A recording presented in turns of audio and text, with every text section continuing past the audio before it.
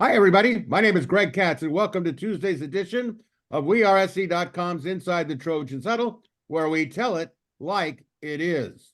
Friends, Inside the Trojans Huddle is a game-like panel discussion that is posted each Tuesday during the season.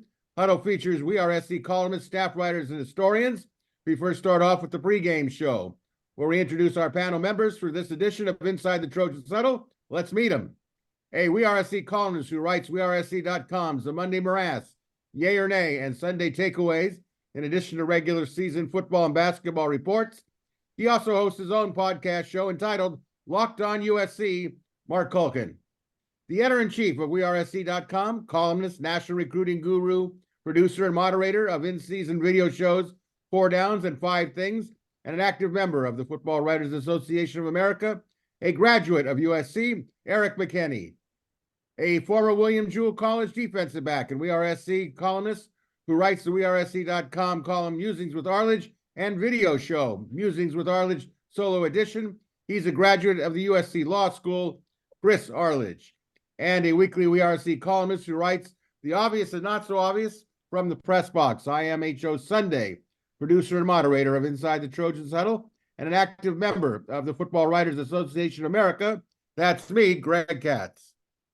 Folks, if you enjoy WeAreSC.com's Inside the Trojans Huddle, we thank you and strongly encourage those of you watching on sites like YouTube, click on the like and red subscriber buttons. Greatly valued, appreciated, and it is free. You can also listen to Inside the Trojans Huddle on most available podcast sites. And friends, speaking of WeAreSC.com, we're offering first-time subscribers 1 month of WeAreSC premium content for just $1. If you're not already a full-time subscriber, a premium member, you want to miss the WeAreSC football website that really does tell it like it is. All right, the bell tells us we're kicking off the first half here. So panel, Los Angeles Chargers announced last week that former Michigan National Championship coach Jim Harbaugh has been named head coach of the Lightning Bolts. Panel, how do you see the Chargers hiring of Harbaugh affecting the Trojans in terms of the Big Ten and the sports dollar competition in Los Angeles?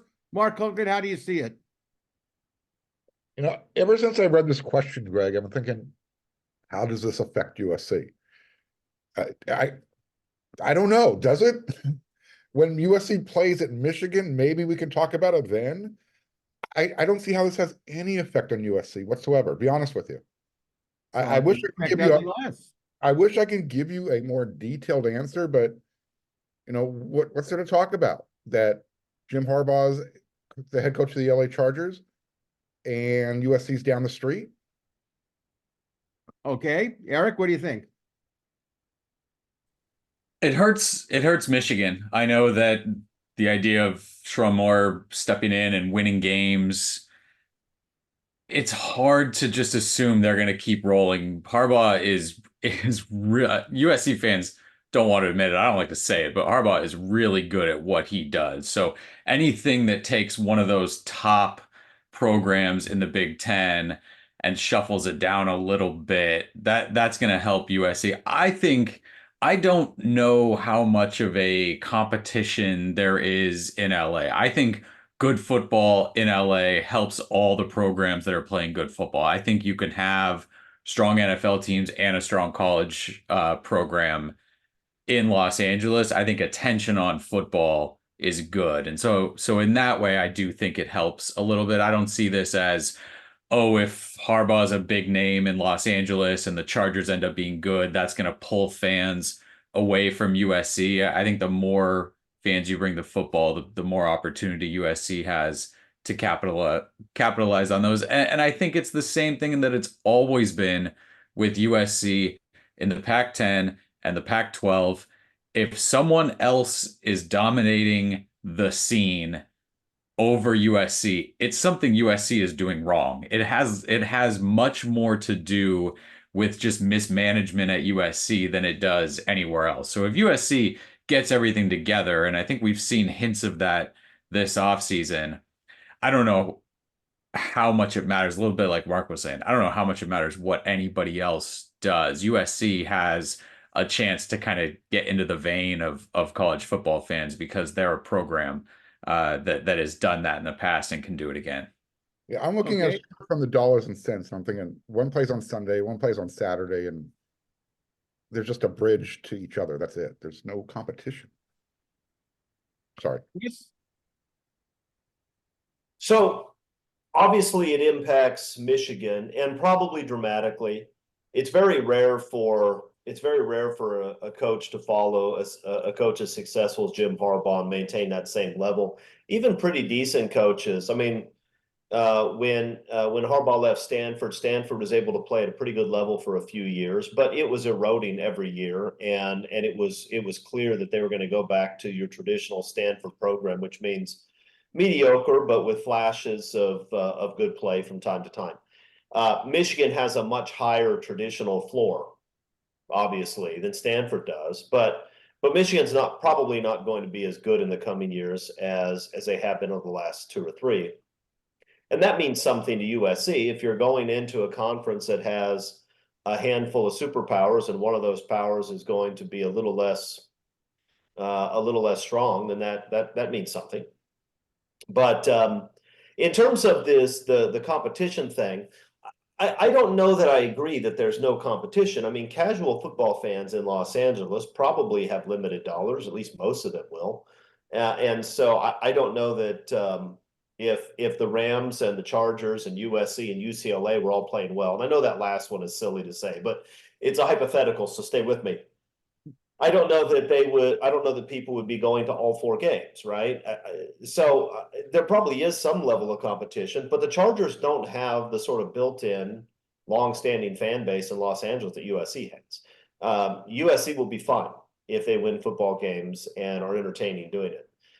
So I don't think this has much of an adverse impact on USC. I think it's only an upside of taking Michigan down a little bit. Although I am sad that just when Michigan started to beat Ohio State consistently, that they're going to lose their coach, because let's be honest, it's important for Ohio State to lose games consistently. I don't.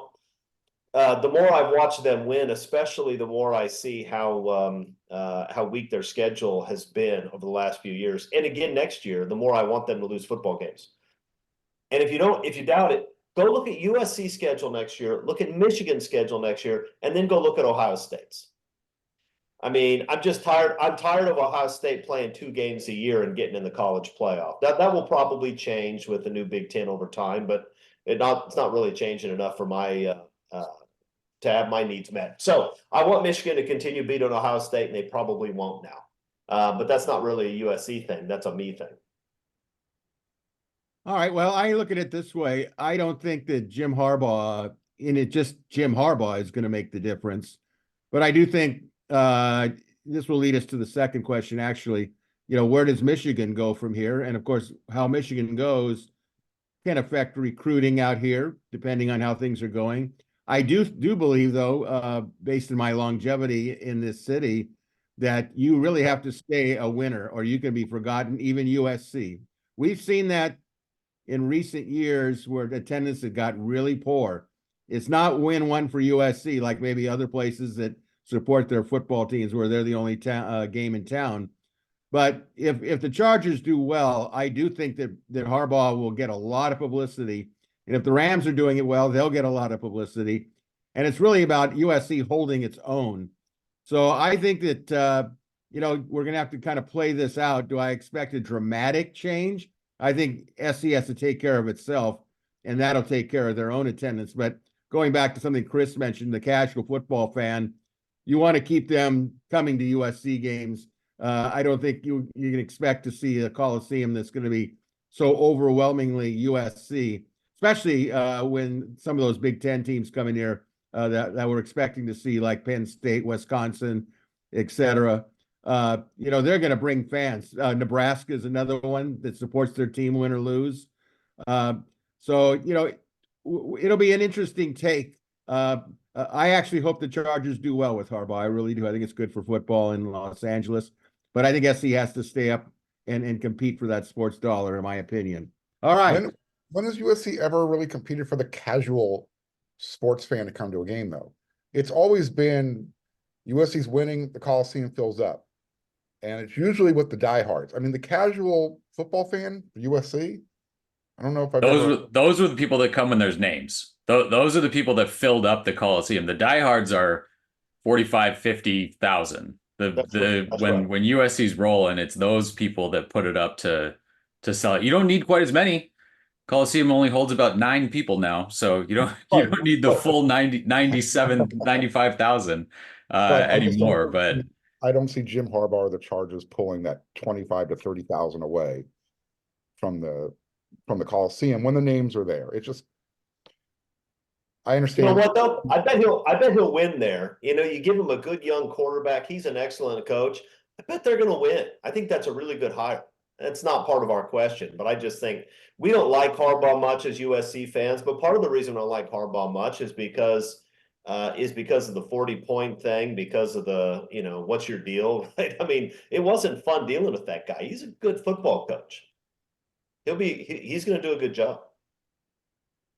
All right, let's move on to the second quarter here. Obviously, there's been some significant coaching changes and roster changes to some of the Trojans' 2024 schedule, with Michigan, who now has a new head coach in Sharon Wright, and Washington, who has hired former Arizona coach Jed Fish.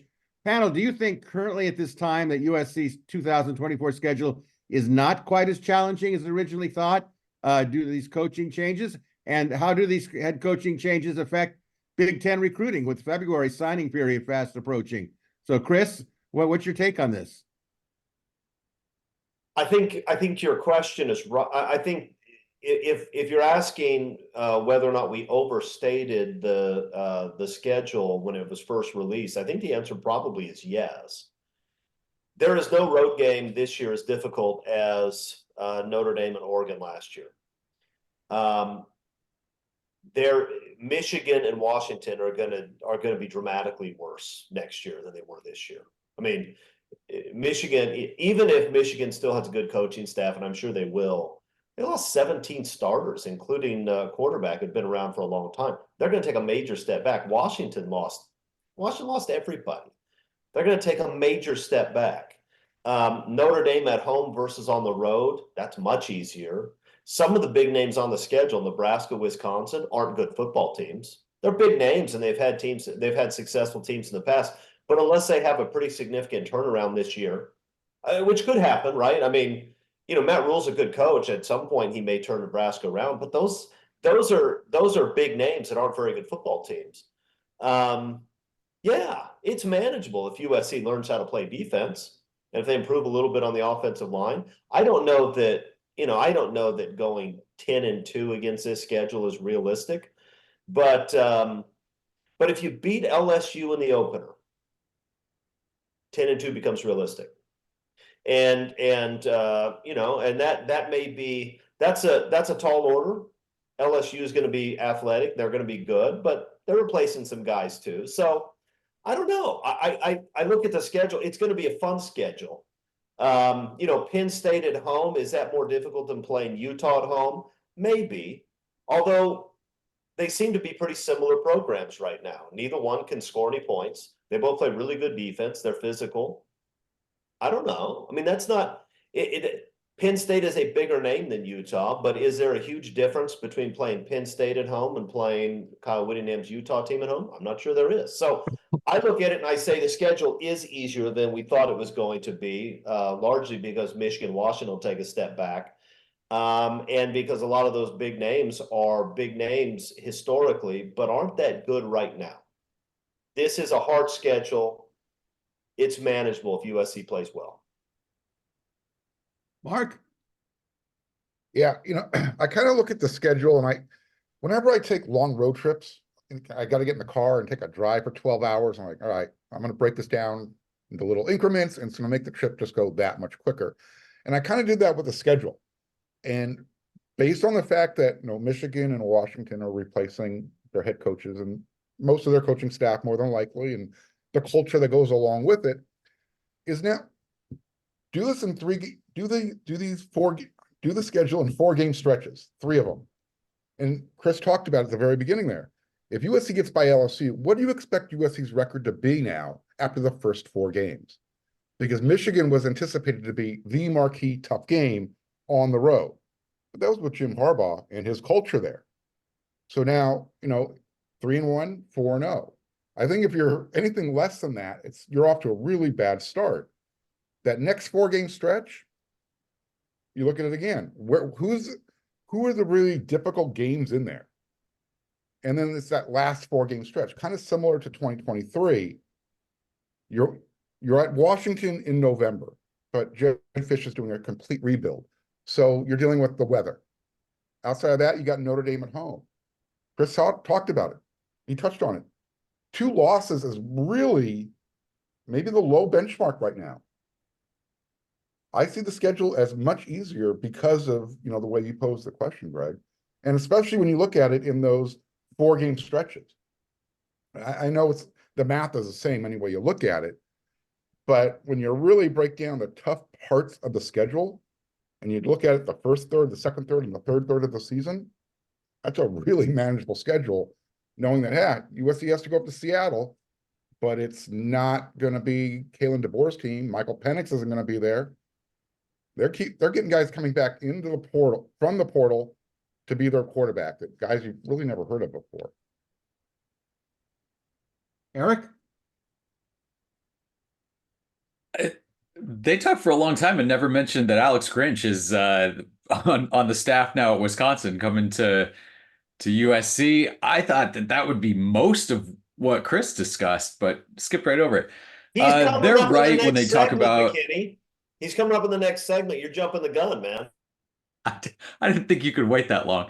So Washington and Michigan, because they lost so many players, they're 2 of the programs that probably could have least afforded to lose their head coaches, because those head coaches had done an unbelievable job at this point, and that's quick for Kalen DeBoer. But what you expected was kind of, no matter who put the uniform on, they were going to play a certain way and they were going to be pretty good. It's a big ask for new coaches to come in and have to kind of reinstall that or find something new with a bunch of new players. So those 2, and those are 2 of, for those 2 games to be on the road, they get easier. Now, they're not easy. Those are not easy games. I still don't think anyone would say, yeah, well, we definitely want to play at Michigan and at Washington next year. So does it get easier in terms of you're playing the national champion and the runner-up?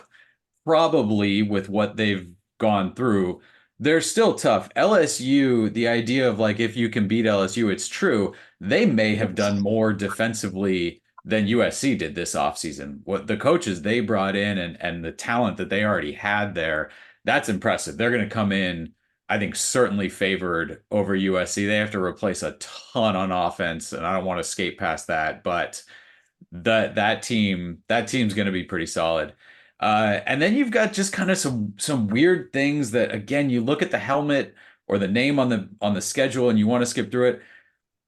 But you got Penn State coming to the Coliseum, and then you got to get on a plane and go at Maryland. And if that thing is early in the morning or late at night, like the body clock and the cross country, like some of these distance trips are going to be interesting when you have to do a small handful of them in a season. So I don't want to start saying, oh, this is a cakewalk schedule. And I don't think either of you guys did that. But it does, at the top, what looked like the hardest games maybe pull down a little bit, because, boy, Washington and Michigan could have been Oregon and Ohio State. And I think the way you look at that is the way you looked at when you got Oregon State instead of Oregon and Washington State instead of Washington when you were in the Pac-12, and when USC and UCLA had to play, the reverse of those.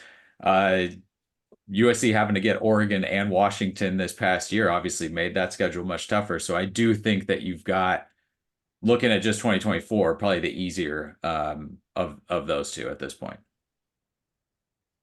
Yeah, I think personally, I won't say it's dramatically changed, but keep in mind that Michigan and Washington were away games, which is important. I don't minimize that at all. But I think that depending on how they do in the first 4 games, that's my opinion. They could beat LSU. I'm convinced they could beat LSU because first games, you really never know what's going to happen. I've seen crazy upsets of USC, and I've seen SC upset other people on first game. So that one, I think, could be a launch point one way or the other. But guys, I want to touch back on this idea. Do you see that these changes at all affect anything coming up in the February signing period? Is SC the change in Michigan, is that it's not going to affect USC at all? Or Washington? Is there nothing on the burner, so to speak, that SC could be competing for players between those two programs? No, Jaden Walker is a linebacker that USC is after, but that's with Michigan State, not Michigan. It doesn't feel like USC is in on a ton of 2024 guys still.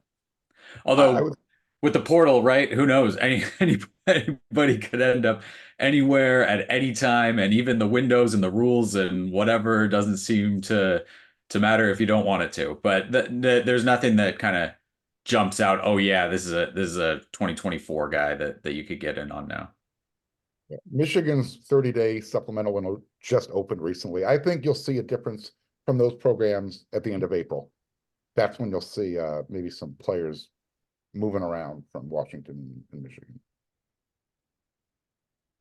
Okay, let's move on to halftime. It was mentioned in the second quarter. Last week, we learned that the University of Wisconsin has hired former Trojans defensive coordinator Alex Grinch as the Badgers safety coach. Grinch joins former Trojans linebacker Tackett Curtis on the defensive side of the ball for Wisconsin.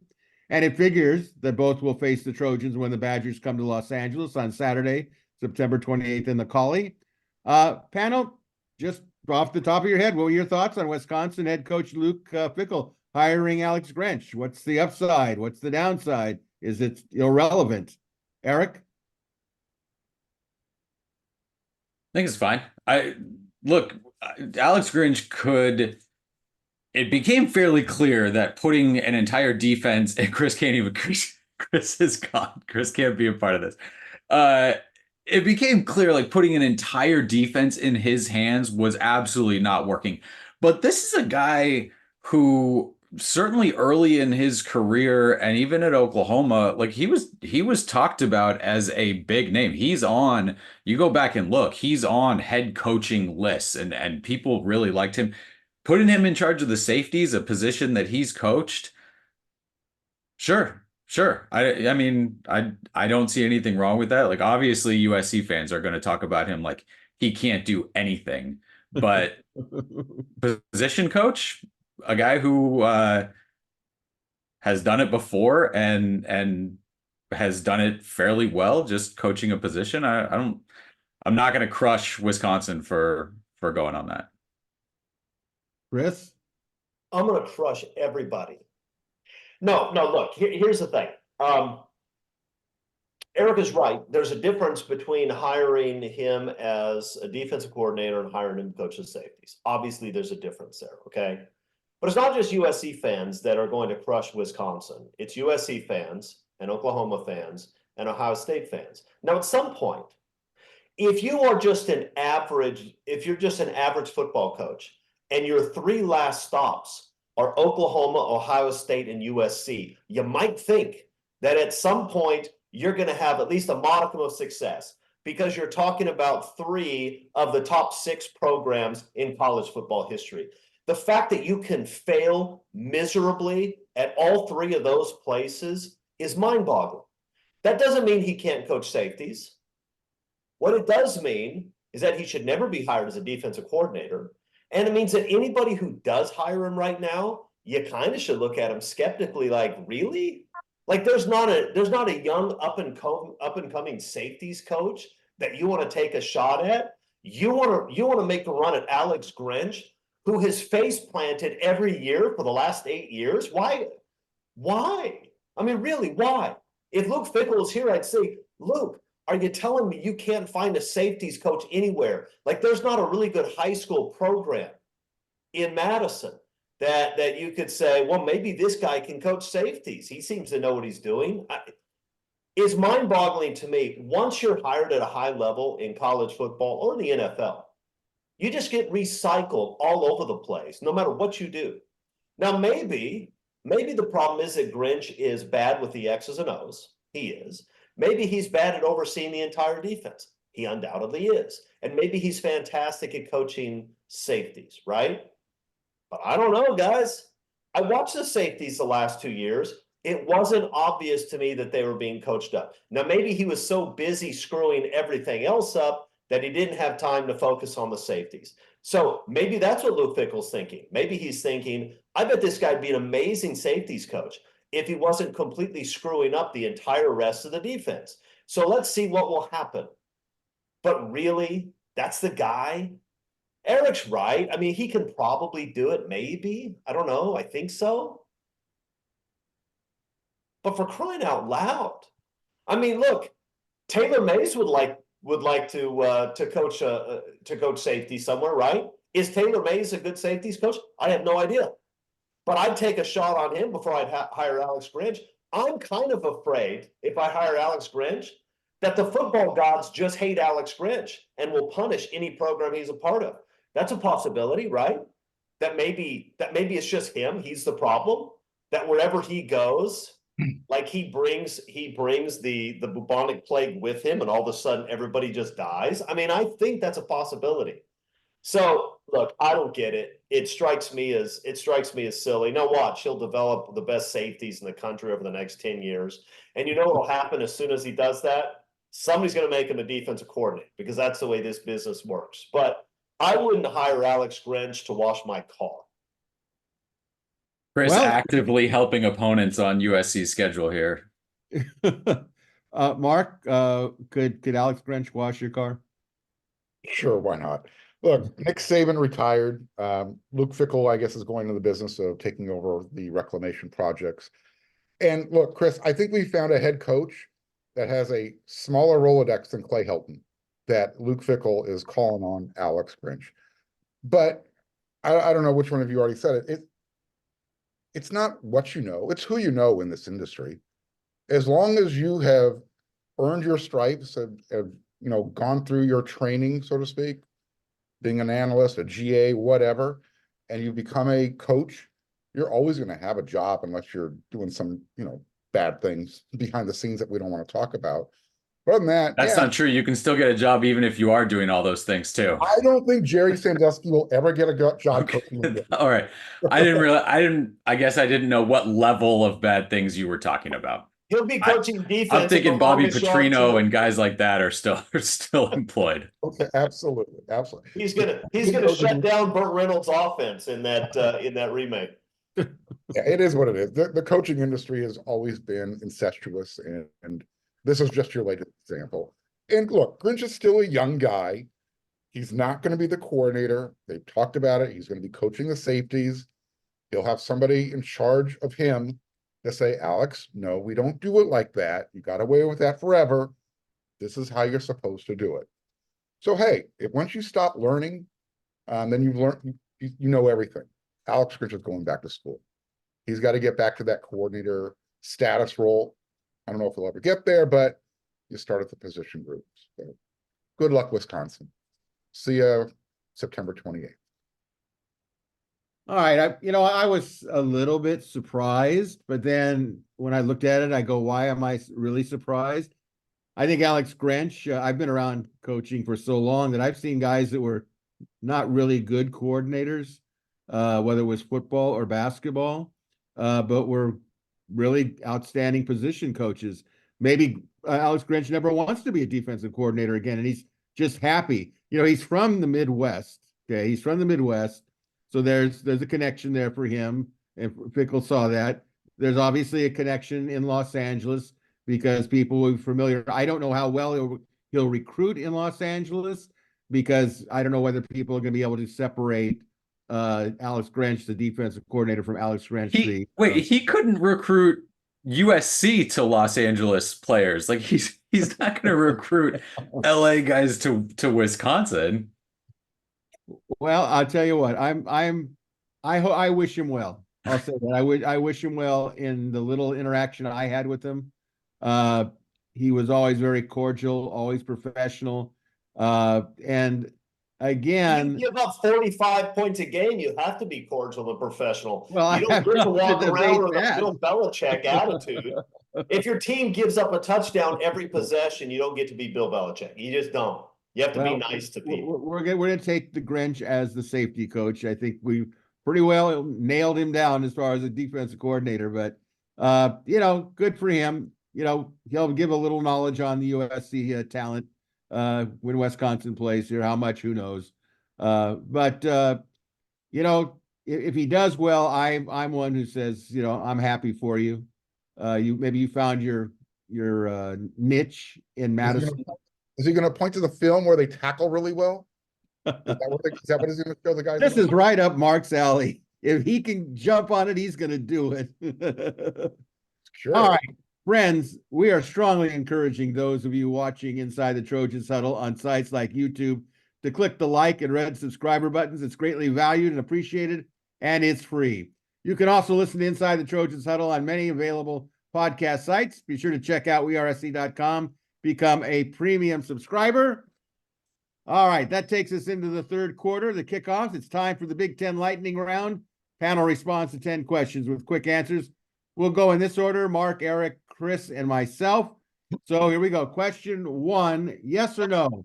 USC's offensive analyst Cliff Kingsbury will not be with the Trojans football program by the time spring ball rolls around. Mark? He will no longer be a member of the USC staff by the time spring camp rolls around. Eric? Yes. Chris? He'll be gone. He'll take a head coaching job and he'll name Alex Grinch as his defensive coordinator. Well, we'll jot that one down. Yeah, he'll be gone before spring ball. Question 2, yes or no? If an 11th assistant football coach is allowed by new NCAA legislations, do you think that Lincoln Riley will hire Taylor Mays full-time? Mark? No. Eric? Can he coach wide receivers? He will be the left inside slot wide receiver coach. I would like it. I think it's a lot of safety. Belk's got the entire secondary. Dantlin's a safety coach by trade. I don't know. I don't know if he fits there, but he's proven. Every USC fan would love it. He's proven himself. I would love to have him have a job. It's always tough to see those guys have to start their coaching career somewhere else and hope that they get back. We saw that with Chris Claiborne a little bit. But I'd bet against it, I think. Chris? Eric has a problem with hiring yet another safeties coach, but there was that time when Clay Helton was around that I think every coach on staff had played quarterback. So why not? And you know what? I think safeties make much better football coaches than quarterbacks. Pete Carroll was a safety. I think Nick Saban was a safety. Urban Meyer may have been a safety, or maybe I'm just making that up. Don't Google it. Anyway, no, I don't think he'll hire Taylor Mays. I think he may actually hire a special teams coach if he had an 11th coach, but maybe not. I don't think he's going to hire Taylor Mays, but I'll be fine if he does. He's very enthusiastic. The players liked him. They seem to respond to him. So I go back to what Eric's point was. Are they going to hire another wide receiver coach? If your emphasis is really on defense, wouldn't this be just another reinforcement of your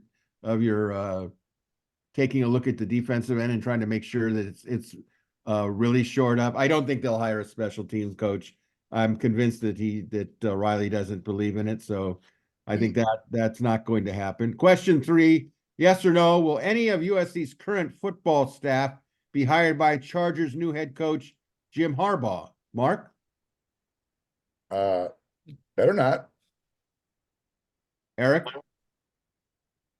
I'm going to say no for the yes or no part of it, but it is not enjoyable. It is not going to be enjoyable him coming here with a staff to fill out, because he's a psychopath. He absolutely would love to dismantle that defensive staff that USC just put together with a bunch of NFL guys on it.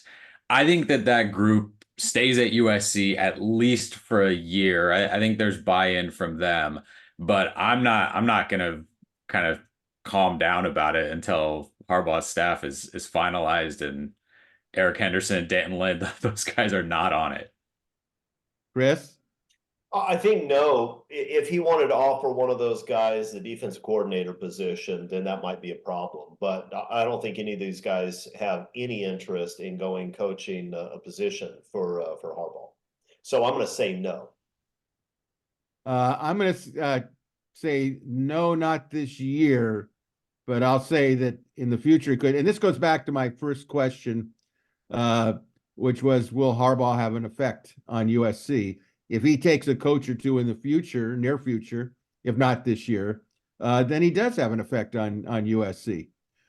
Question Which 4. could be, sorry, I don't want to go long, but it could be a good thing, right? I mean, if like Saban had so much turnover with his assistants, but it's because it became come here, be good, and go somewhere else. And so if you're USC and you can churn through that way and you have it at the top, that culture instilled and everything kind of rock solid, you can withstand that. You don't have to be a program that flails. So in that way, yeah, it could be a help. You want to go to the NFL, come here, do well, and go across the street.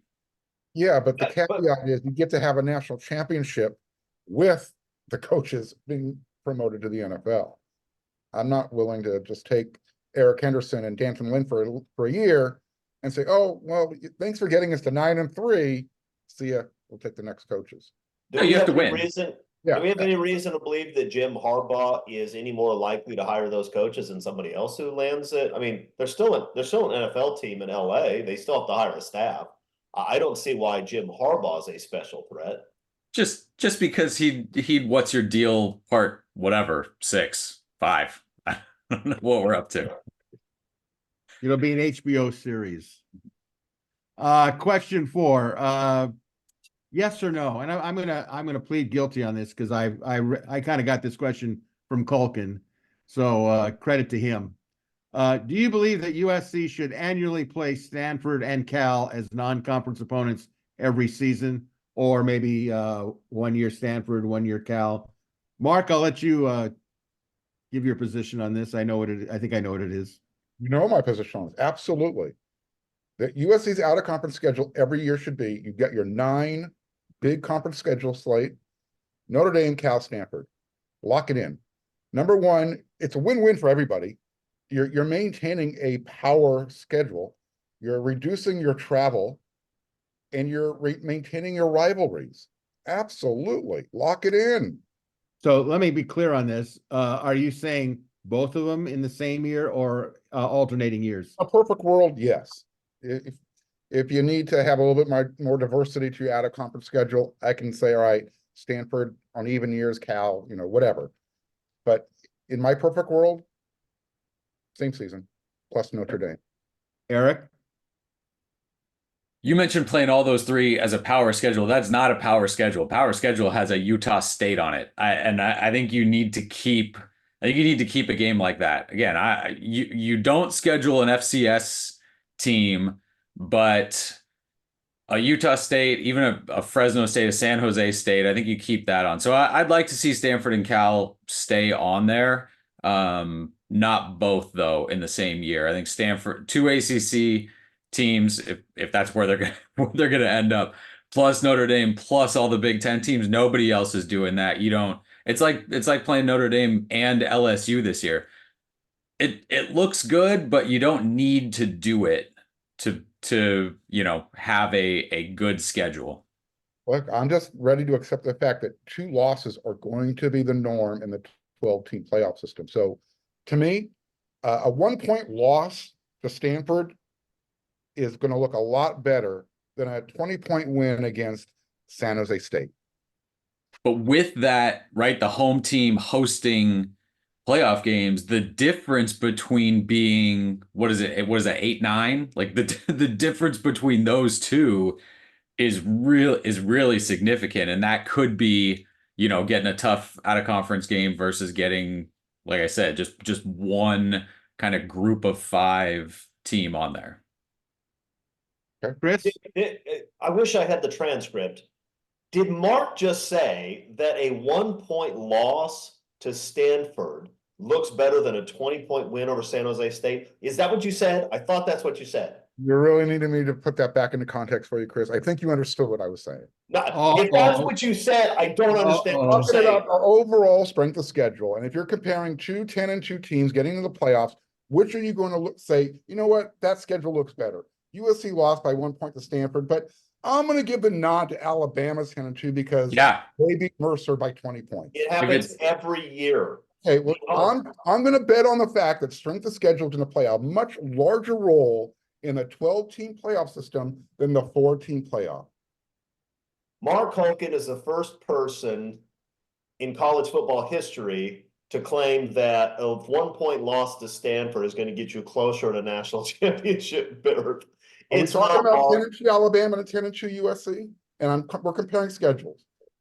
Yes or no? All right, look, no. Losing to Stanford does not get you You're not going to use that hypothetical. Only your hypotheticals work. It doesn't matter. I don't care. You can fill in whatever other games you want that year. A 1-point loss to Stanford gets you farther from a national championship berth every single year. A 20-point win over San Jose State never hurts your national championship berth because nobody cares about that, especially when you're in the Big Ten, because you're already going to have enough a schedule. I said is a 1-point loss by USC to Stanford going to look worse than a 20-point win for Alabama versus San Jose State or Mercer? Which one do you think the committee is going to say, you know what? I think USC played the harder schedule. Losses always hurt you, especially losses always hurt you. That's the way college football. Now, maybe, Mark, maybe you're right. Maybe there will be a dramatic sea change in the way people measure college football teams this coming year, and people won't actually just look at that second number on your record. But that's the way it's always been. That's the way it's always been. If you have 2 teams that have the same record, then maybe you look at the schedule, and maybe even then there are a lot of other factors they seem to consider first. But no, you can't afford losses. I'm not in favor of losing 1-point games to anybody. I'm certainly not in favor of scheduling Stanford so that we can lose to them, but then claim that close loss should put us in the title game. But look, I'm going to stop beating up on you, Mark. Rules and say Florida State doesn't belong in the championship game because they lost their quarterback. I mean, we can make up arbitrary reasons why not to all day long. 13-0 should get you into the championship game, period. I'm going to stop beating you up on you, Mark, because I like you and because I know the viewers are going to do that in the comments section. So I'm just going to leave it alone. Let me just say this. That was a low blow, Chris. You know that he reads. I'm not looking for the viewer comments validation because they only hear what they want to hear anyways. Chris, if you need that, go for it. I can't believe we're still fighting about this point. No, I don't want Stanford and Cal every single year. I do think they should be a part of a regular rotation. I'm in favor of having Oregon State, Washington State. I'm in favor of having the Arizona schools show up from time to time. And yes, having one cupcake that you can start the season with, even though that's not very exciting, is a pretty good strategy. Because opening games are, as Greg talked about earlier, opening games can be a circus. You haven't played yet. You're relying on people who haven't been on the field much. You're going to have a ton of penalties and mistakes. I'd rather start with a cupcake most years than start with even Cal or Stanford, much less LSU. But so no, I don't want that. But yes, for the reasons that Mark has articulated, we should play them fairly frequently. It's good to have those rivalries continue, and it's good to have an easy travel. Although, let's be honest, if you're playing Notre Dame as one of your non-conference schedules, the other 2 are going to be home games anyway. You're not going to play on the road those other 2. So I don't know that the travel matters that much. What you're probably doing if you sign home and away with those teams is giving up another home game. So what you're going to have to tell Cal and Stanford is, we'll play you as often as you want, but you have to come to the Coliseum. And that's probably the right way to handle it. And if they want to play on the road at the Coliseum, which they might want to, it helps their recruiting. Then you do it. But no, road games at Stanford, road games at Cal going forward, no, never. I thought Alex Grinch was reason that those games were close, but Cal and Stanford have been elevated now. They're no longer the bottom of the barrel. Got it. All right, I'm going to say no, but I would like to see them alternated. I think it's important that SC actually plays a game in the Bay Area since they recruit the Bay Area. I think Stanford and Cal playing in the ACC is a major benefit to USC if SC has players that they want to recruit from Cal and Stanford. Question 5, yes or no, Notre Dame will eventually join the Big Ten before the 2028 season, Mark? Yeah. Eric? I don't think so. Although the shot at that, if you stay at 12, I guess I haven't looked. I don't know for sure how Notre Dame factors into a potential first round bye or anything in that. But if the only way in is to win one of those conferences, then maybe. But they seem to be doing just fine the way they are right now. Chris? If you thought Mark loved 1-point losses to Stanford, okay, no, I'm not going to do that to you. Mark's angry now.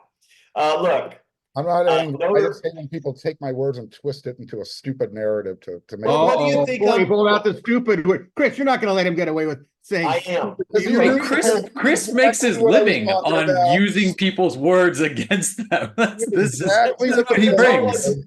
It's You knew all I do exactly what the professionally. point was. It's all I do for fun. If you say something weird, I'm going to take it. I'm going to twist it. That's my job here, Mark.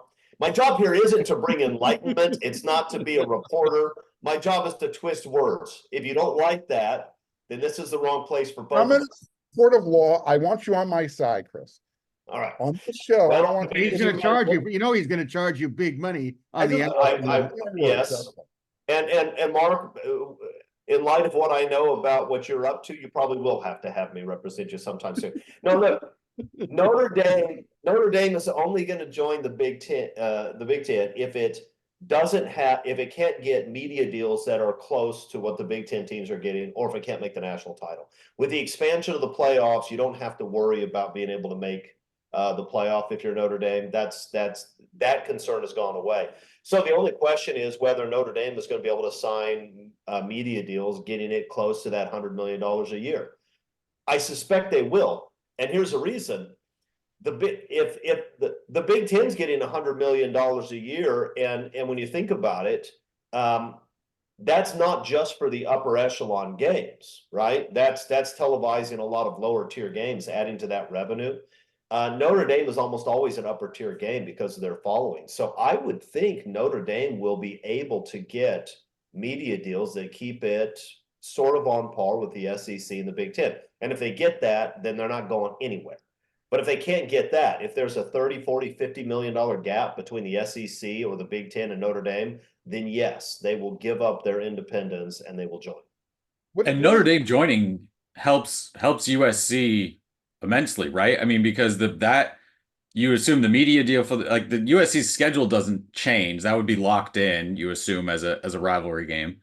And the media rights deal for the Big Ten would be huge if Notre Dame comes in and USC gets a chunk of that. So it seems like win-win for USC if Notre Dame does that. How many games a year is Notre Dame obligated to play ACC conference games? To 5? The reason I ask is because I was looking maybe at more. When Stanford and Cal's schedule just came out. I was looking, it's like Stanford has this many conference games in the ACC. The game against Notre Dame is still considered an out-of-conference game. So I'm just wondering, how long are people going to want to deal with that whole caveat that, you know what, Stanford and Notre Dame are in the same conference, but they play out-of-conference games against each other. I think it's this year, right? I think, is it Utah Baylor? Someone like a big. There's 2 Big 12 teams that had non-conference games that are going to be considered a non-conference game, even though they're in the same conference this year. But I don't think that will be the case going forward. I think it might just be 2024. Notre Dame is locked into that ACC deal, but that's only so long as the ACC exists. I don't think the ACC is going to exist in 2028. I mean, that deal of theirs gets worse and worse and worse every year. And at some point, Clemson and Miami and Florida State, especially Florida State, are just going to say, Okay, sue me. I'll pay whatever I have to pay. I'm down $70 million every single year. So if it takes me a little while to make that up, it takes me a little while to make it up. But the ACC is going to blow up because it's a disaster what they have. That's the only conference that's hurt themselves more than the Pac-10/Pac-12 has, I think. All right, I'll close this question out. This is all going to be controlled by television, and I'm going to specifically look at NBC and how it would affect Notre Dame with that. But I think that so much can change in 4 years that if you really wanted to make a bet on it, you could say yes.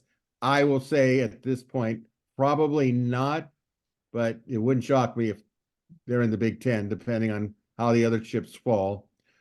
Question 6, yes or no, the Big Ten will eventually rotate its conference title game among both coasts and the Midwest instead of playing in Indianapolis on a yearly basis. Mark? Sure. Why not? It's a good idea. Eric? I think so. Everybody seems to want to get to Vegas at this point. I think it would not shock me if they brought it here. Here being Vegas? Here, West Coast, but West Vegas, Coast, okay. Vegas specifically. I don't know. Maybe SoFi, but it would not shock me if they played it in Vegas. Chris? Yeah, I agree. I think that look, Midwest fans love coming to the West Coast anyway, and so a free trip, or not a free trip, but an extra trip to somewhere warm and somewhere fun when it's early December. I think you can sell that. Where's Media Days held? It's in Indianapolis as well, right? Indianapolis, in the Lucas Oil Stadium. What's the weather It has like? been in Chicago at times in the past, so I think. Yeah, it has been in Chicago, but The not recently. I just Big did Big Ten Network, like the studio is in Chicago. I'm going to say that they will rotate it. I don't know if your first thought was, well, you can stay if you're going to come to the West Coast. Doesn't the Rose Bowl seem like a good idea? But then UCLA plays in the Rose Bowl, so there might be a squawk about that if UCLA someday, somehow, long when I'm gone, gets into the championship game. But I could see SoFi being a neutral place. And I think it's just good that they rotate it at this point for coast-to-coast conference. I think it adds something for schools to look forward to. I think as fans would love to come to the West Coast, of course. We know that. It's all about, Big Ten's going to have to change some of its tradition too, based on keep getting these teams from all over the place, because they're just going to have to, sell their brand at even a higher level. Question 7. Are you surprised that of the 4 teams in the college football playoff postseason games, 3 of the 4 coaches are no longer with their 2023 team? Mark? Am I surprised? That's the Yeah. question. I am. I am a little bit of surprise. A little bit. Eric? Yeah, I mean, how could you not be, if before those games, if you said, oh, by the way, 3 of these guys aren't going to be with them, I don't think anyone would believe you. Now, they all make sense. It makes sense the way they happen, but no, going into those 2 games, I don't think anyone would have guessed, oh, by the way, 3 of these guys aren't going to be with their programs next year. Chris? Yeah, it's surprising. I don't think it's ever happened before. So, that tells you how unusual it is. But as Eric said, all the moves, looking back, all the moves make a lot of sense. Yeah, I think it was kind of a domino effect, beginning with Saban. But I wonder, with the expansion to the playoffs being bigger, how much this will become kind of a way of life of coaches going from one place to another, because you'll have more teams that be looking to get into the playoffs and be willing to up their salaries and make changes. Question 8, yes or no? The Trojans had an invite-only junior day this past weekend. Will the Trojans get at least 2 commitments, silent or public, from this past weekend, Mark? Yeah. Since we don't have a timetable on when it'll happen, yes. Okay. Eric? Yeah, are you saying did they get 2 over the weekend, or will they get commitments from at least 2 of the guys on campus? Because No, they're going to get Trojans- commitments from a lot more than 2 of the guys on campus. Yes. Okay, the question was, will the Trojans get at least 2 commitments, silent or public, from this past weekend? You're saying yes. Of the guys on campus, if that Yes. defensive staff is as good as we think they are, they're going to get a bunch of those guys. Chris? Yeah, I guess I misread the question. I thought you were asking whether they would have had commitments already that might be silent from 2 guys, which I have no idea. But if USC doesn't get at least 2 of those guys that were visiting this weekend to commit, then recruiting is in a whole heap of trouble, like crazy trouble. Like San Jose State level recruiting. I mean, it would be terrible. So I'm going to say yes, because the no option just seems awful. They'll get commitments. The question is, will they hold on to those commitments when it's time to sign? I'm going to say yes. I'm kind of excited because when I see the defensive linemen that are coming in and taking a look at it, I think this is a real window of opportunity for the Trojans to latch on to some really good quality players. Question 9, yes or no? Do you think that college football players should be required to wear knee pads as part of their football pants to help prevent injury? Mark? No. Uh, I wore knee pads when you're playing football. They don't do anything. Eric? Yeah, I mean, I just don't know enough about what that would do to prevent injury. If we have studies that, that prevents all ACL tears and it or limits them by 95%, then it's probably not a terrible idea. But just slapping pads on in different places doesn't seem prudent if we don't know what it would do, because the players obviously don't want to wear them. They hike their pads up up to their waist. Chris? Yeah, I'm not an orthopedic surgeon. I'm a word twister, but but my experience is that those don't seem to do anything. The knee injuries you're worried about are not somebody hits the patella and then the patella shatters. It's the ACL, the MCL, all the rest of that stuff, and I don't think the pads do anything to stop any of that. It's just they've been wearing them for a long time. Since like before anybody understood what knee injuries were and how they happened. Like when the earth was still flat, they started wearing knee pads, and so we're just still telling people to do it. It makes no sense. Yeah, I think that the reason they're not wearing knee pads, there must have been, and I'm not familiar with it, so I'm just throwing this out here. They must have done a lot of studies on it to see are they really that effective? I know, obviously a lot of players, linemen, wear braces. So I'm going to have to assume that they have found enough evidence to suggest that knee pads just don't do a whole heck of a lot in preventing big time injuries. So I'll say no, but some players said I feel more comfortable wearing knee pads. Why not? You should be able to have that option. All right. You would stop them from wearing knee pads. I mean, is there a rule saying either you have to, one or the other? I mean, I remember not wanting to wear them because they were uncomfortable. They were restricting. They hurt the back of my knees. So isn't it just a player's option to wear them anyways? Well, I think a lot of them were actually, when they had pads, they would not put the pad in or something, where you started noticing some players at some point were wearing them, some players were not wearing them. Yeah, I think a lot of guys like to have the extra mobility in that joint, and so they want to just get the pads and the cloth and everything out of the way. I never did, but I wasn't fast enough to worry about that sort of thing.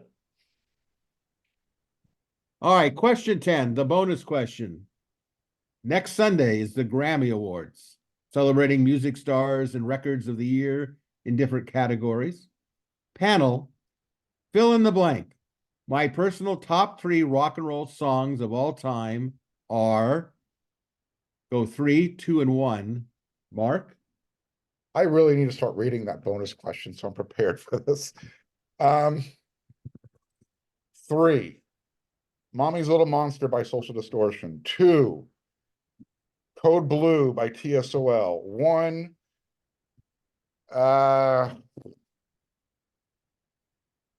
give me Freebird by Leonard Skinner. Wow. All right, Eric. What's your call? Do we have to go in order? You know It's what? not- If it makes it easier for you not to go in order, So I'm gonna put I've got an affinity for I don't know, like Greg's gonna do the Beatles as a rock and roll oh, kind of stop thing. that! You know, there's a You're whole pitching Eric. Come there's a on. whole gamut. Anyway, so I have an affinity for End of the Line by the Traveling Wilburys. The when I was little, the Padres would play that at the end of losses, and so I heard it a bunch.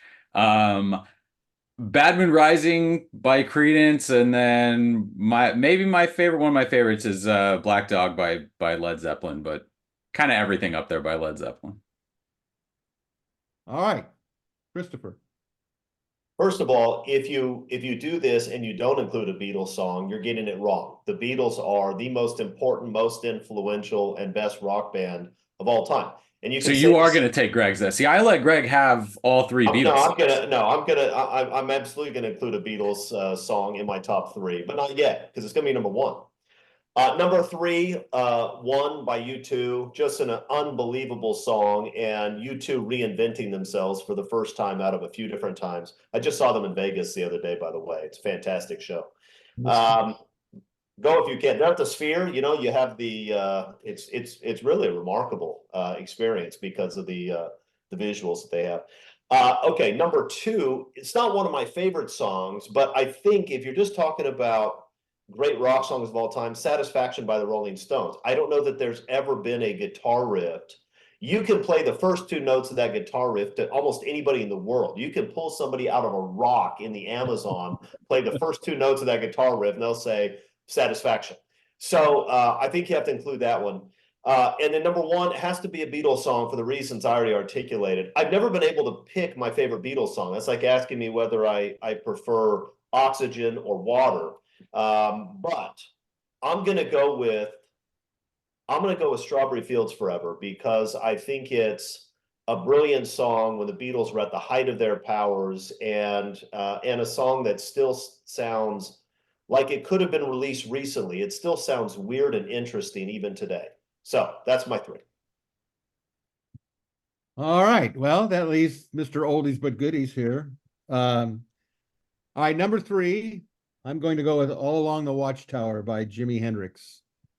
I agree with Chris that Satisfaction is certainly deserving. You could pick that. The only thing about Satisfaction is I will tell you this.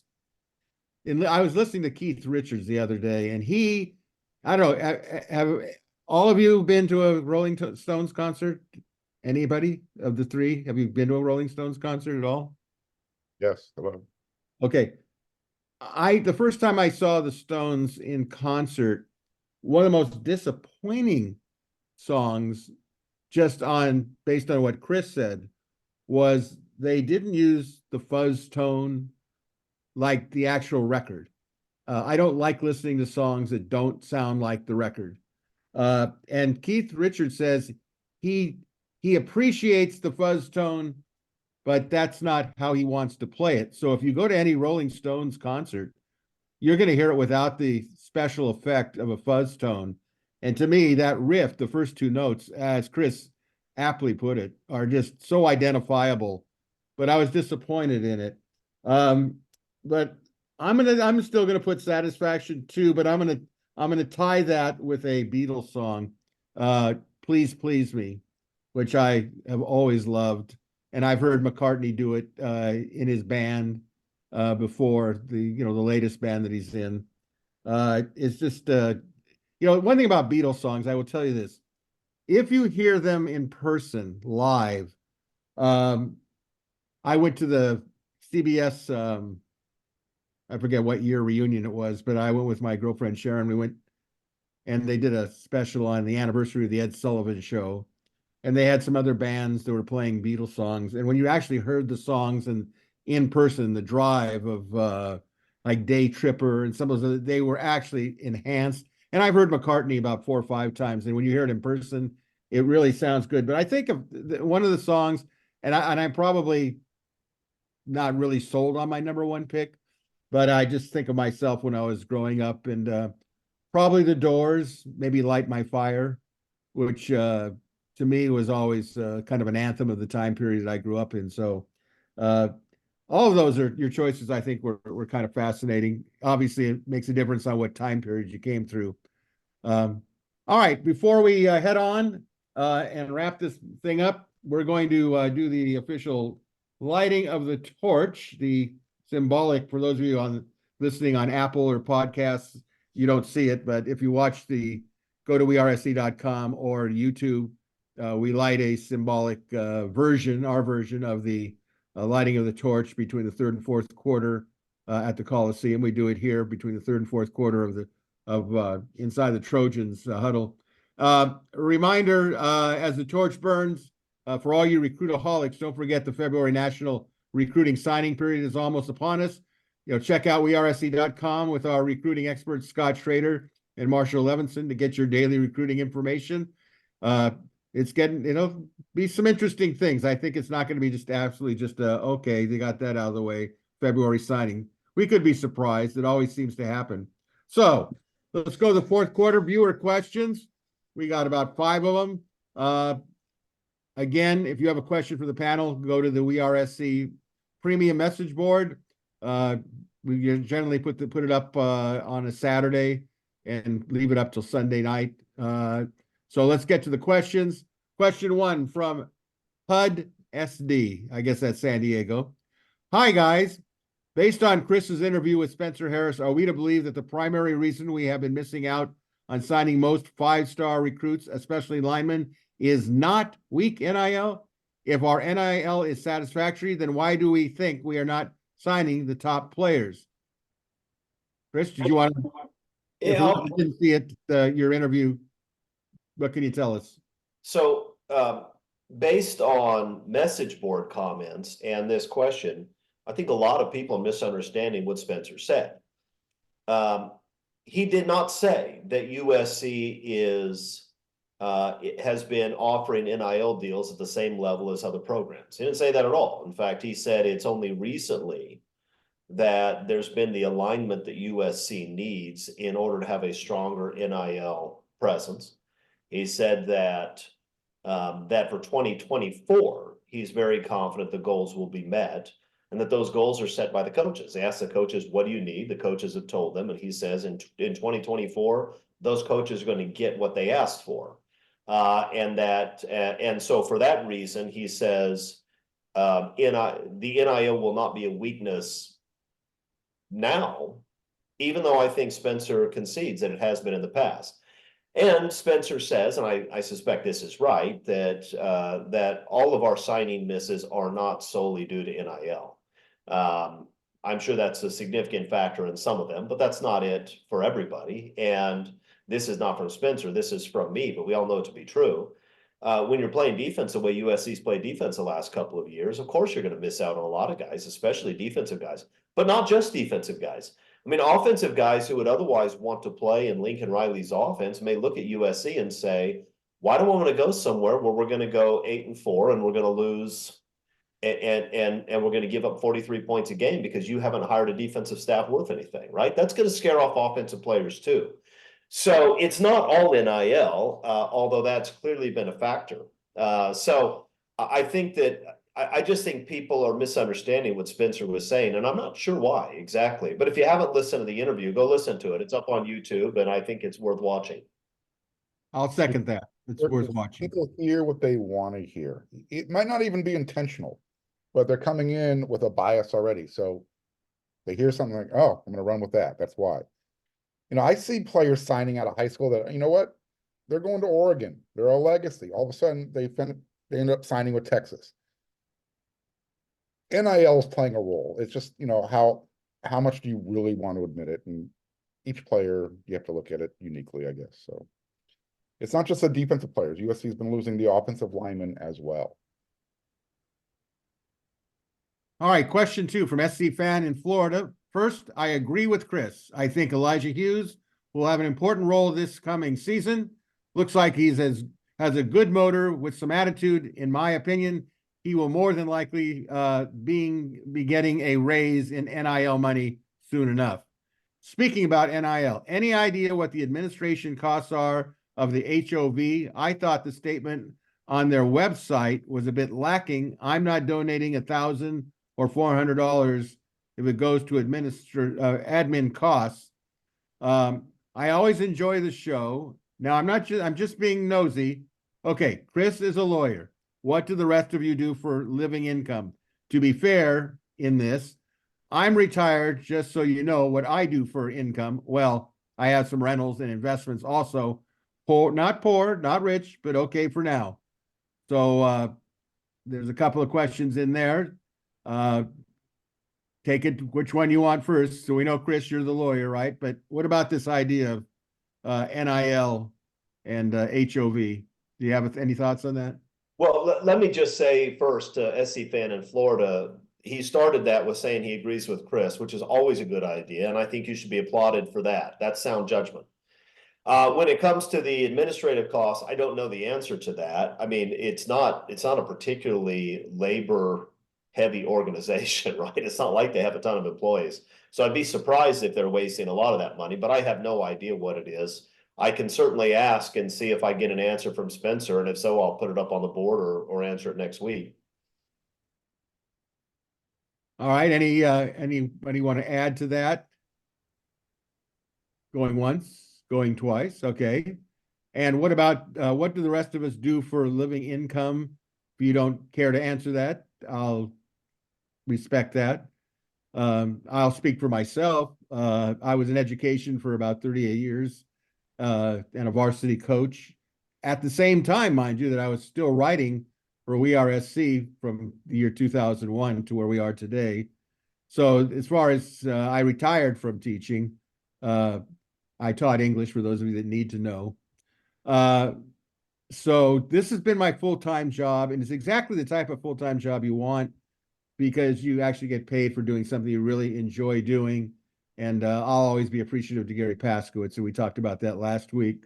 Any other comments from the other two? Nope, this is what I do. Yeah, This is what you do. You're WeAreSC full-time on 3. Mark, you want to Yeah, give that's what we do. and I again, would- give a would plug to fight for yourself a lawyer on Locked like On, Chris. Mark. I'm sorry. Give a plug to yourself for Locked On. Well, it's part of it. I don't have Locked On USC without WeAreSC helping me climb that ladder. So it's full-time what I do, covering USC. I would love to be a lawyer like Chris and twist people's words, but Oh, I didn't have the patience to go to law school and finish it. Hey, Mark, I don't think you're required to go to law school. I think you can do an internship for a couple of years. Very few Hire me, people do Chris. it. But I was if just you're going to say if that's an you're invitation, interested, isn't it? yeah, I'll be your if you're interested, we can make something. I mean, I could see Mark being a law clerk. That's the one thing I was always said, you know what, Mark, you like to argue, you should be a lawyer. I said, I just don't have the patience to sit through it and read the books. There you go. All right. Question 3 from Hector Spector. Look at our performance for the last 5 10 years. Then consider the following in descending order of negative impact. Clay Helton, Todd Orlando, and Alex Grinch. Competent assistant coaches matter a lot, especially for kids with their hearts set on playing Sundays.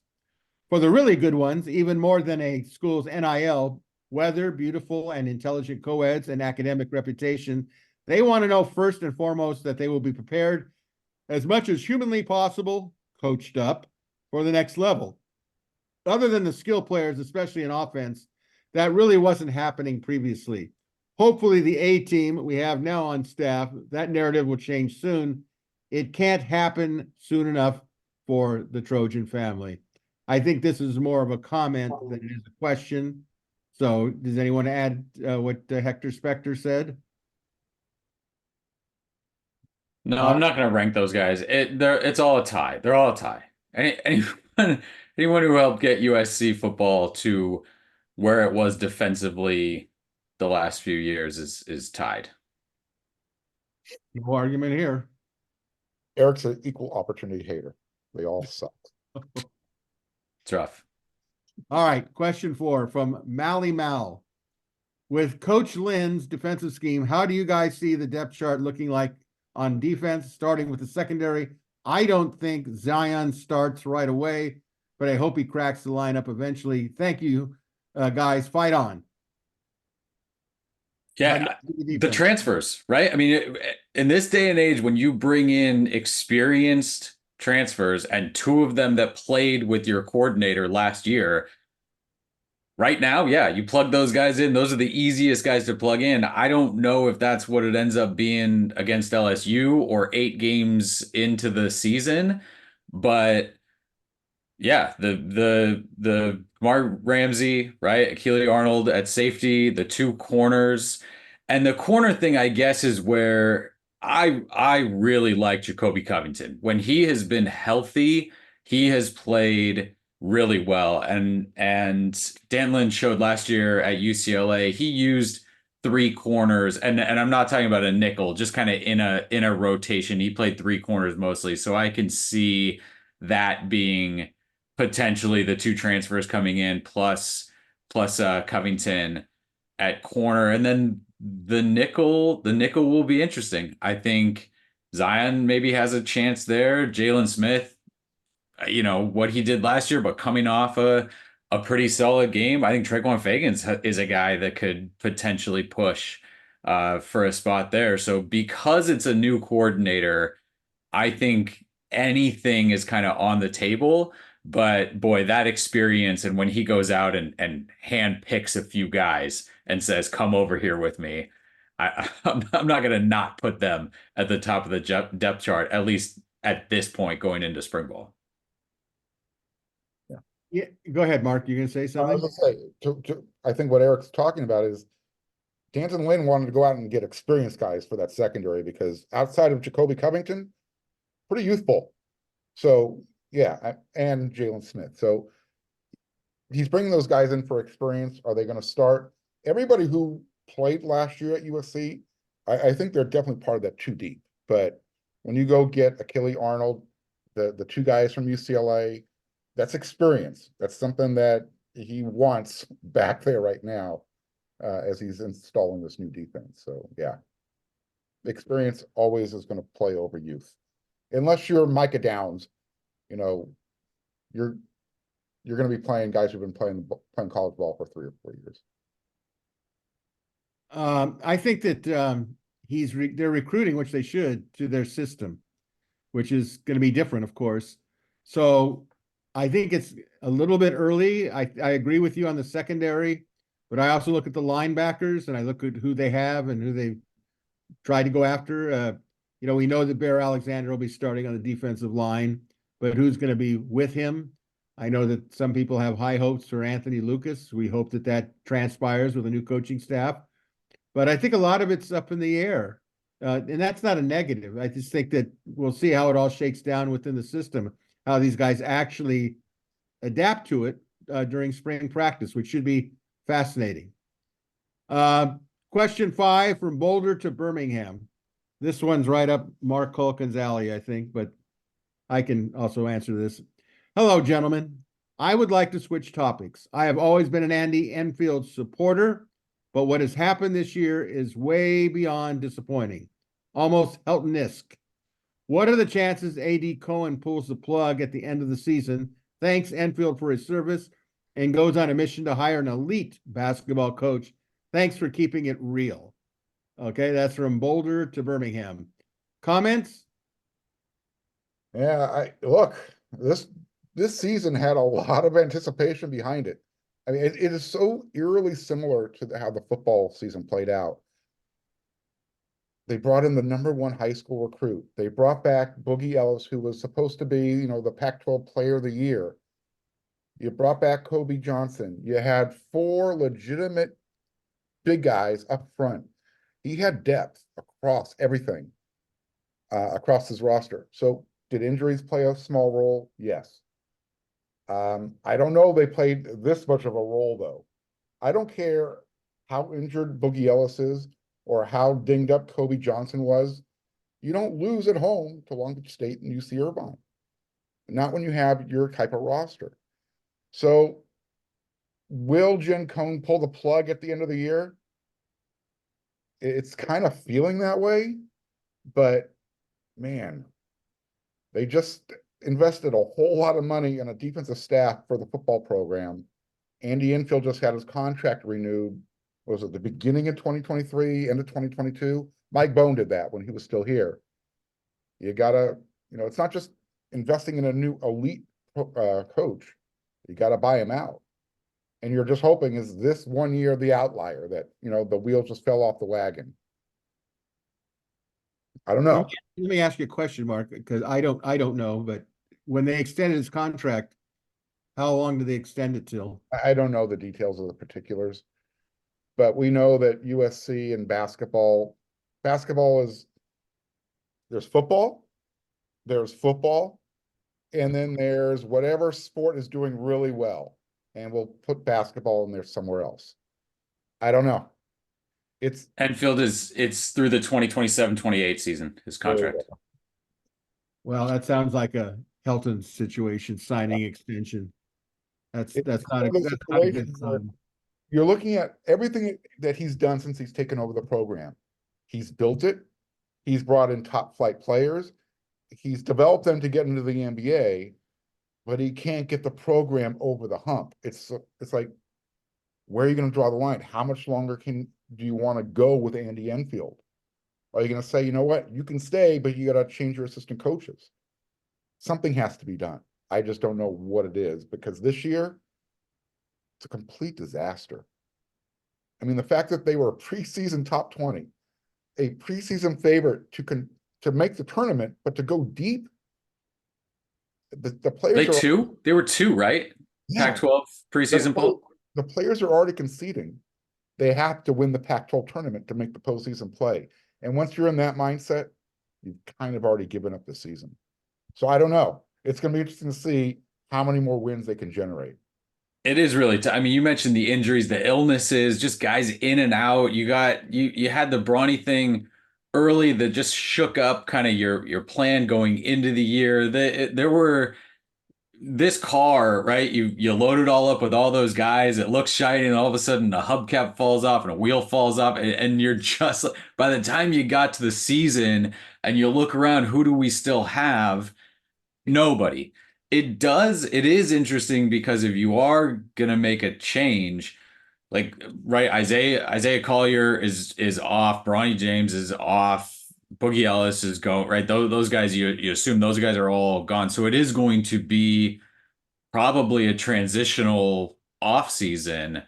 The recruiting class is good, and you mentioned like all the things you want a coach to do, he does, except win consistently and win those games. But he'd beaten UCLA 4 times in a row at home until this last one, five times in a row. So it's enough. And then you also look at, I know USC basketball fans don't want to hear it, but how good can you get consistently at USC basketball with the fan base and where you are? It always feels like there's a ceiling. It always feels like it. And so if he's a coach with a ceiling, I don't know. I don't know if there's a guy out there that, oh yeah, he'll win a national championship in basketball at USC. It's a tough spot. It's a tough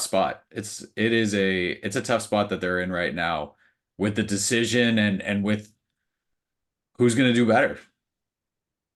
Yeah, I keep coming back to this. Does Andy Enfield know how to coach a program that's such a mixture of one and done guys and high profile NIL names? It's hard to get their attention when you're not an ass kicker type of coach. Mick Cronin, he came out and said, he goes, I don't like the way the game's played today, but that's on me. I gotta adjust. I gotta figure it out. He got to the point where I don't even want to go to answer the questions anymore. He sent an assistant coach out there. At least Coach Enfield's willing to answer the questions. I just don't know if he's the right guy to be able to coach a Mobley and Isaiah Collier and have those type of players all on the same team. It's not working out. Well, I'll just go back to what I've said for a number of years now. Andy Enfield, I believe, correct me if I'm wrong, is into his 11th season coaching at USC. Yeah. How many conference titles have they won? Yeah. 0. And I understand this idea of getting into the tournament, but it still goes back to, people always ask me this, why is Arizona always so good? And they've had a number of changes and controversies, to say the least, and they're still up there. But I always go back to the, what is your priority? And, Mark, I think, hit on a point. There's football at SC, there's football at SC. I would argue the third thing is there's football at SC. But, I don't think in today's world of college basketball, it's very hard when all you're doing is getting one and done players. I don't know. Is Bronny James expected to go to the NBA after this season? Well, it's up to his dad, apparently. And if he does, he will be ruining his son's career because he's not ready. I watched this kid. I watched this kid play, and he is probably the most team-oriented player on that roster, but he is not ready for the NBA right now. It was, that technical foul that he picked up the other night was interesting. I was watching it happen as it happened. I said, don't open your technical. I mean, the frustration level is starting to build up on this team. But no, Bronny, if LeBron says, I want to play with my kid for 1 year, well, LeBron better have another 2 or 3 more years in the NBA, because Bronny is not ready for the NBA yet. Guys, hasn't USC won one conference championship in basketball in the last 62 years? I mean, the reason we beat up on football coaches who win, 68% of their games, and have better records than, and finish, say, 4th in the conference, is because you understand at USC, you have the ability to win and win big. And so you hold them to that standard. I don't know what kind of standard you hold Andy Enfield to. He's at a program that's never won consistently. And I don't, why is that? I don't know. Maybe it's a lack of commitment, right? That's usually a big part of the reason. If you're somewhere where you're able to recruit athletes, and USC is in a location like that, it's usually because you're not committed. But if you're not committed, why would you fire a coach who still has 4 years left on his contract because he didn't bring you your second conference championship in the last 62 years? Doesn't make any sense to me. I don't think he's going anywhere. Yeah, Tim Floyd never finished better than 3rd in the conference. Henry Bibby had more like 6th and below finishes than top 5. So it's USC men's basketball. If every 4 or 5 years you put together a Sweet 16 run, I think that's it. I think what Lindsey Gottlieb is doing right now is incredible, and I think that may end up being your second big time sport. That program might win a national championship in the next 2 or 3 years. Yeah, and go ahead, Mark. I was going to say, just throughout the years, I think USC fans have tried to get behind the basketball program, and recruiting has not been an issue for Andy Enfield, but they get so disenfranchised. They get to the tournament, and then all of a sudden they take a first-round exit, or they'll make an Elite 8 run, and then the next year they don't make the tournament. It's just, or Tim Floyd, he's building the program. He's bringing in maybe one of the best recruiting classes USC's ever had. Mike Garrett comes in, kneecaps the program because of the whole Pete Carroll situation. I'll throw the basketball program under the bus, trying to save the football program. It's just one thing after another, to kind of what Eric's talking about. You go back to the early 70s, the number 2 team in the country, and they can't go to the tournament because of the way the NCAA tournament is set up. So USC fans just said, you know what? We'll stick with football. Well, I think that's a conversation I think we can have in the offseason here about what separates football excitement and basketball excitement. I will say this, one of the big, as I was growing up to where I am today, one of the big excuses, which at the time I think was legitimate, was we don't have a Pauley Pavilion. We have a rundown sports arena. Well, they built a Galen Center, and I have not heard anybody, including myself, be critical of the Galen Center. I've been there. It's as good as almost anywhere. But you know what? You still have to win, and you have to have a championship team. And obviously they haven't done that yet. And the honeymoon of the Galen Center is over. Although, like we saw this last weekend, when it's a big game, USC fans will come out. But the key on any big game is that you win the big games. and either your fans leave wanting more. And I don't know that when you have these letdowns, people wanting more, but you know what? The same thing could apply to football when football is not doing well. Obviously, when you have Utah State coming in, unless your team is so good, it's not going to help having a good arena. You still got to win. All right. A reminder again, if you have a question or comments for our panel, go to the WeAreSC members message board, click on the thread that pertains to Inside the Trojans Huddle, viewer listener questions. All right. Final overtime question. It's a personal question. Panel, what is your most prized USC memorabilia, regardless of sport? Chris. I mentioned it some time ago. This helmet I have here with Pete Carroll's signature and the signatures of most of the major players from the 2003 season. That was a fun year, and so that's one of my favorites. Okay, Mark. Yeah, I've got a couple of hats that have signatures from Trojans from years past. So Any I particular one that's your favorite? I'm sorry. Is there any one particular one that's your favorite autograph that you have that you kind of cherish more than others? There's probably a hat that has Charles White's John Hancock on it. Cool. Eric? Yeah, this is an easy one for me. It's the memories of doing this show with you guys. That's Where does this one rank, Eric? this they're all up there. It's a tie. It's like how bad all those coaches were. These are all a tie for first place, every one of them. All right. Just so our fans out there understand, I am not fighting with Chris. This is all in fun. So I'm furious. I can tell. I think this will all be decided on message boards. All right. I purposely, Chris was right. I had kind of had this question pertaining just to football a while ago. But I said to myself, there's a lot of other things that somebody might find, really more important than a football thing. So I just said, regardless of sport, but I'm going to go with a football helmet that I purchased at the first ever Juju Smith Foundation. It's a Trojan helmet. It's got Anthony Munoz on there. It's got a number of people, I think Paul McDonald. I mean, there's a lot of people, C.R. Roberts, the late C.R. Roberts. So it kind of spanned the generations, and I just kind of fell in love with it and knew that the money was going to a good cause. So that's the one that I think at this point in time is my fame. Although I have a lot of press guides from the 1970s when they used to just fit in your back pocket and you didn't have to, have 360 pages, in a book size thing. But that helmet's got a nice place in my stadium room that I have. So I greatly appreciate that.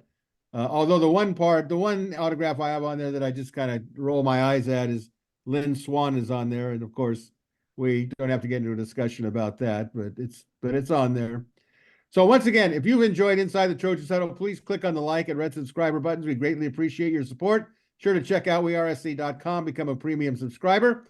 That'll do it for Tuesday's edition of Inside the Trojans Huddle. Big thank you again to our great panelists, Mark Culkin, Eric McKinney, Chris Arledge. Special thank you to all of you for watching or listening to Inside the Trojans Huddle. Have a great week and weekend. So until next Tuesday, on behalf of our Inside the Trojans Huddle panel, this is your moderator, Greg Katz, saying, fight on, everybody.